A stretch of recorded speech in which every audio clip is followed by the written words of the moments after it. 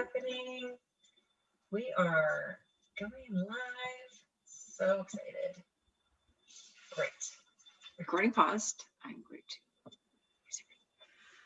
Hi, everybody. It's my absolute favorite time of the week. It is the nonprofit shout out interview.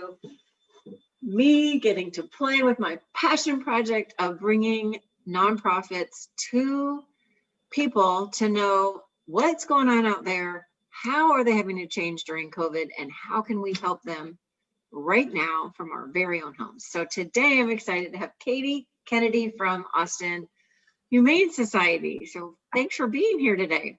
Thank you for having me. I'm literally covered in cats right now, but we are all excited to be here. I mean, the animal that was on last week slept the whole time. So they're already showing up. That's a lot like my tabby Zoe. Sometimes she'll be walking around. So anyway, tell us about, I mean, people know about the Austin Humane Society. So some of the nonprofits I interview are totally new to people. So maybe just tell us a little bit, maybe some misconceptions. People think it's this, but it's that. Just talk a little bit about the Austin Humane Society, how it compares to shelters in general, and how you guys are pivoting for COVID. And I'm stuttering, so I'm going to let you talk. Sure. So the Austin Humane Society is the city's longest standing no-kill shelter. And so we've been around since 1952, and we're actually celebrating our 68th anniversary next Wednesday. So it looks pretty good for 68, and we're still doing the work that the mission that we started with in 1952. And so really our mission is to transform the lives of animals and the people who love them. And so we have a number of programs to do that, to complete that mission. And so those programs help us find animals for homes. They help us prevent future homelessness through spay and neuter. They help us serve animals in times of crisis and people too.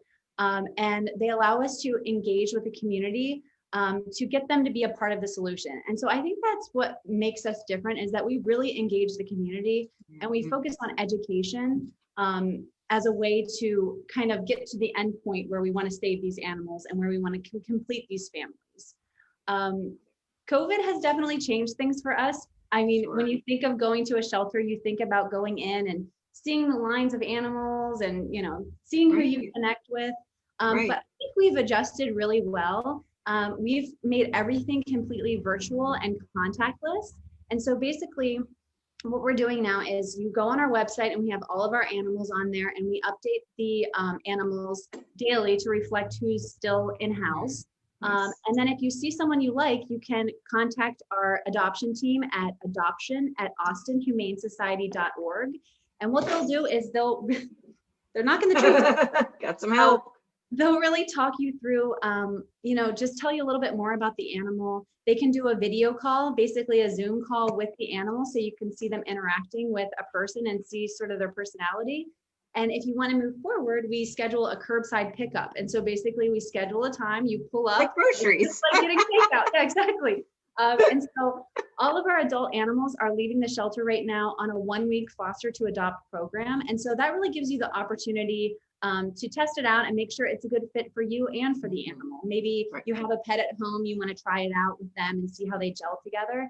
But it's really been working. I think people are they saw the pandemic as an opportunity to welcome a pet into their home. So we've really had a lot of success with this new sort of process to get these animals adopted, which has been great.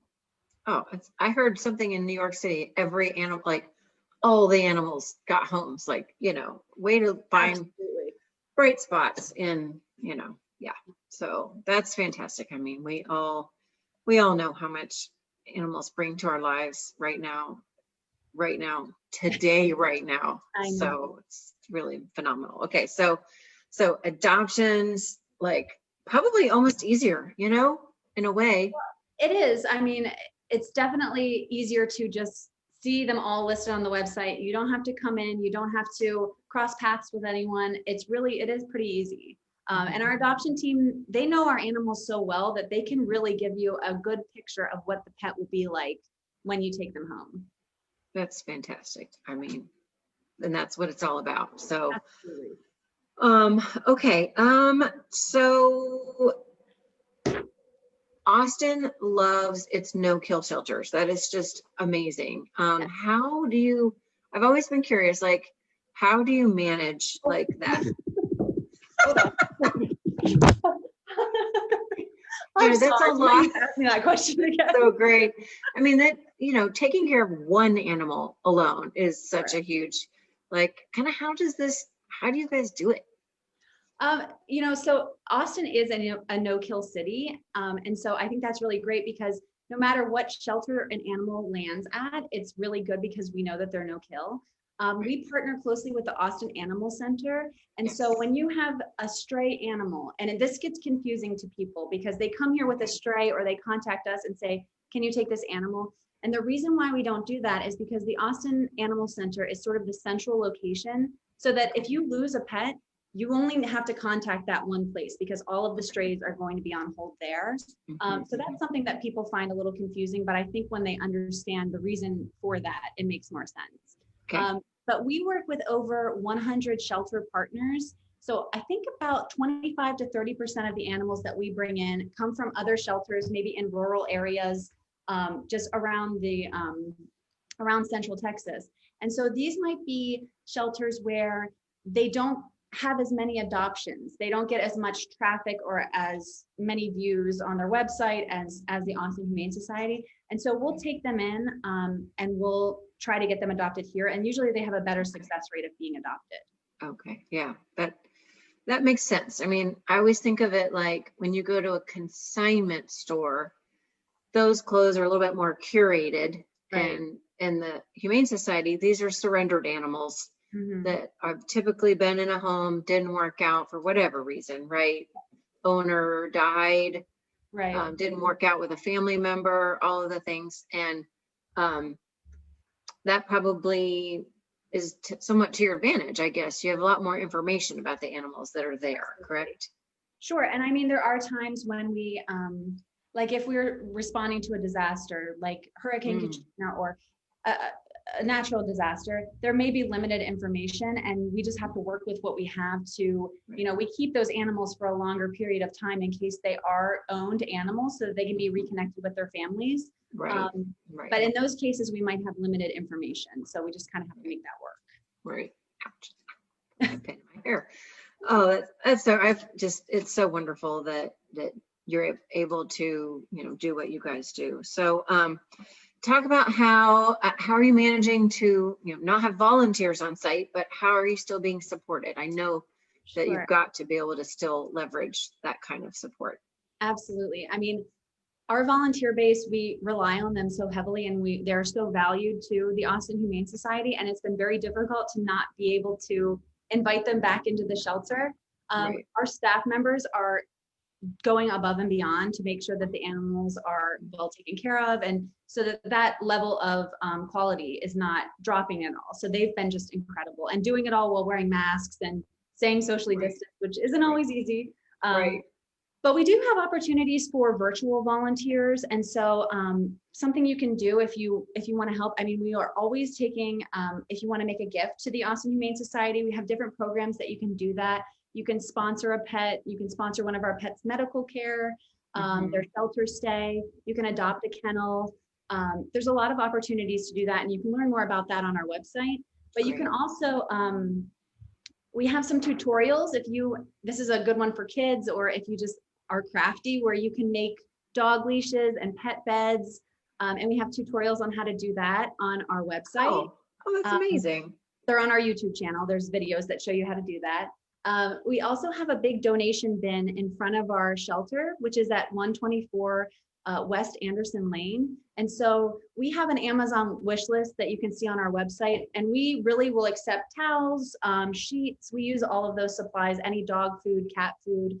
You can see a full list on our website, but you can drop those off 24 hours a day. There's a donation box right in front of the shelter. Oh, that's amazing. Pet medications? We take pet medications, yes. Fabulous. Oh, that's really great.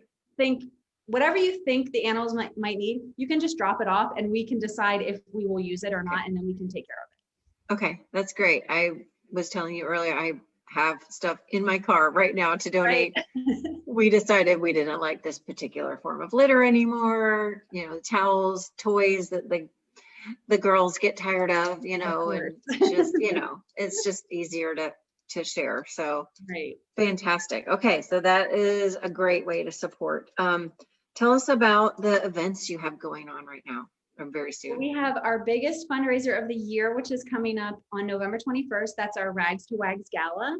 And so usually that's an in-person event, that it's a full night of fun and dancing and dinner. But this year we have to do it virtually. And even though that's a challenge and we really wish we could all be together, it's kind of exciting because you can watch from anywhere. I mean, across the country, you can join in on the fun. Right. So this is our 15th anniversary of this gala. And so to make it really special, oh, the tree fell down. Hold on one second. Sure. No one was injured in the making of this interview. Well, they're like all going crazy over these trees. Hold on. I bet, you know, we would too. Oh, goodness. You know, I heard that the cats would be easier to be in the room with than the dogs, but the cats are kind of rambunctious in here. No worries. Okay. So Rags to Wags special, making it special because of 15. So, our animals are really taking over the show. And so it's really just, it's an hour of fun, and it's not going to be like anything you've ever seen before. We really mean that the animals are running the show. So we have a silent auction, we have a live auction, we have our golden ticket raffle, which is really cool. This year we have a big Cody cooler that was donated by HEB, and it is just packed with all of the things that you need for a fun weekend, from Tito's and from Thirsty Planet Brewing, and there's just everything in there for a fun weekend. And tickets for that are only $15, and we will select the winner live during the show. So there's a lot going on, but it's all really, really exciting. Oh, it's great.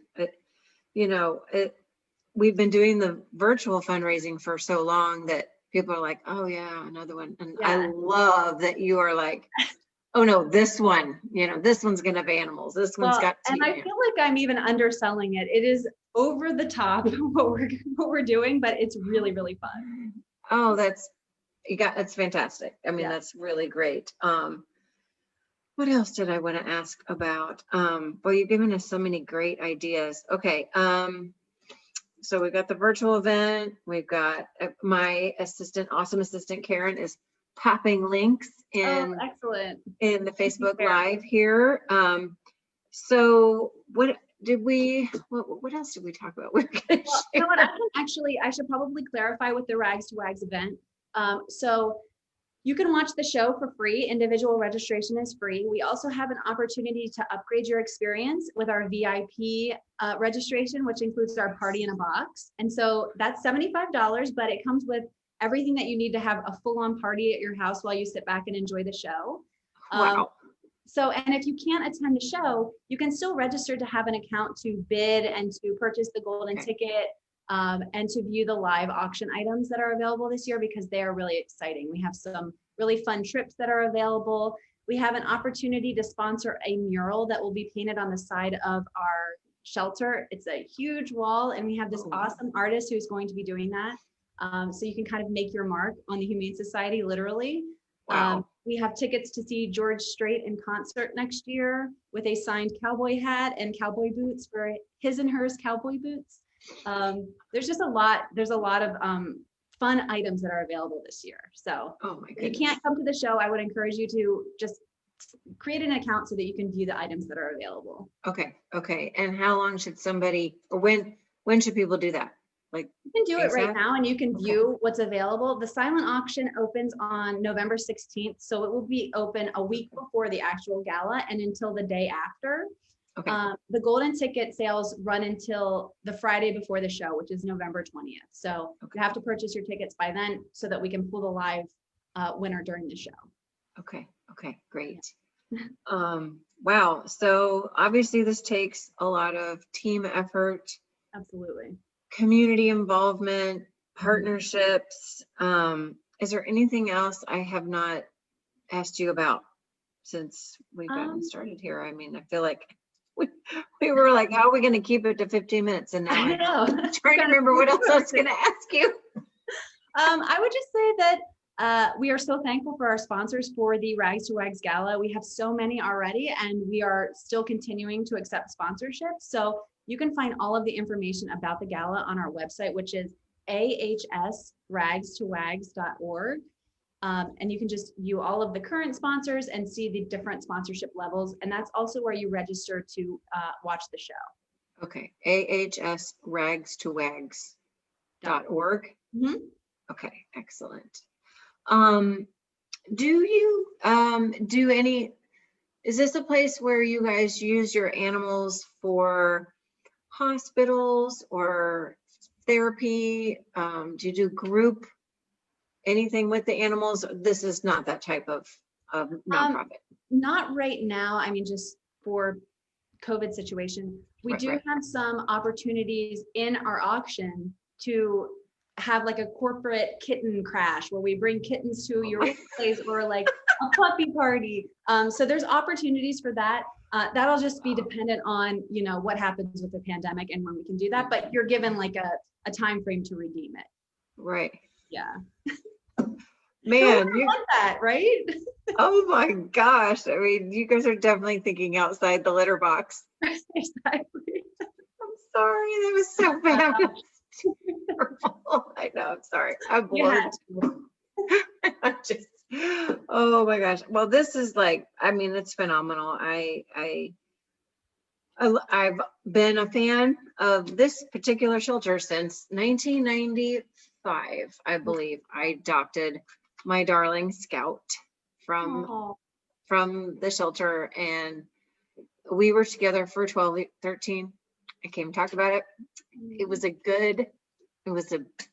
one of my best friends. So yeah, so that really, I think that, you know, it's just timeless. Pets are timeless. And I love that.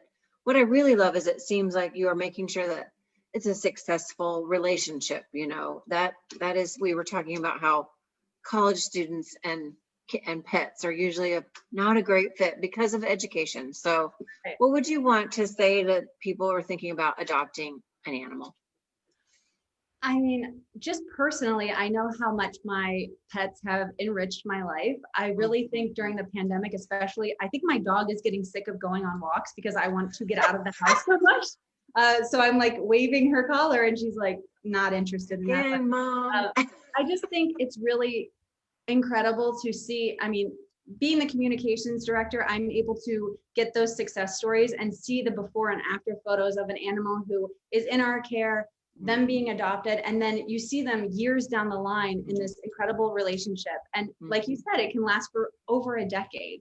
So it's really, really rewarding. Totally. But I would also say, we don't want you to force something that isn't working. So if it's not working, it's not working for the pet then too. So we always have our door open. We can talk to you about your resources and what we can do if something isn't working, because it's not always going to be a perfect match. And we know that.